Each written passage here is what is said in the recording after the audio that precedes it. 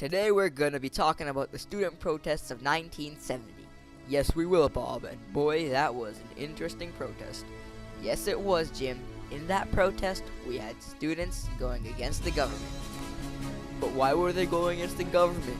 What was their goal? Well, Jim, they were protesting the shootings that happened on May 4th, 1970 at Kent State University in Ohio, also known as the Kent State shootings. Okay, well, how does that matter in the student protest in 1970?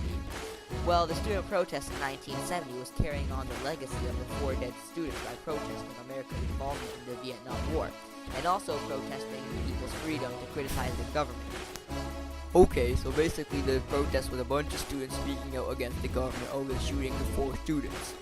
Well, first off, a bunch is an understatement. We're talking about hundreds of thousands of students. Secondly, not just the shooting, but one of the most essential freedoms to America, the freedom of speech. Okay, I get it now, but what was the response of the police and the U.S. Army? Well, the police often tried to stop the protest, and when that happened, things got violent. How violent?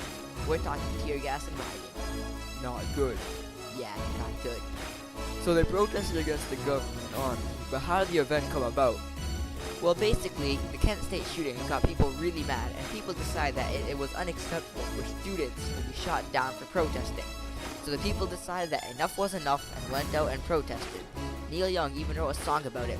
Here's an excerpt from his song called Ohio.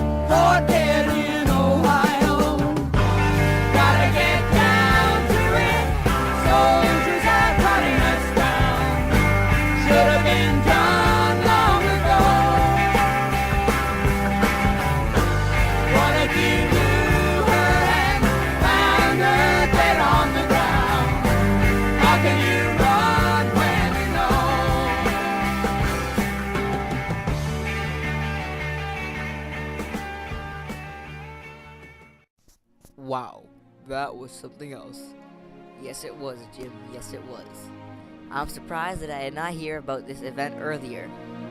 Yeah, unfortunately, this event isn't really remembered today.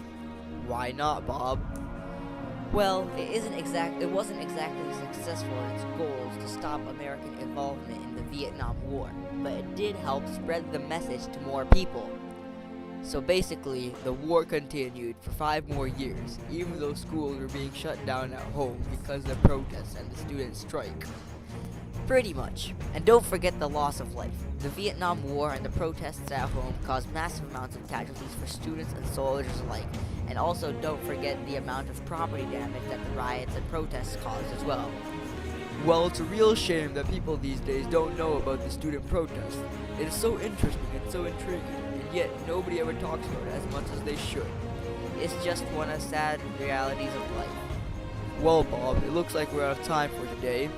Well, I guess that's the end of our show. Thanks for tuning in, folks. Good luck and have a nice day.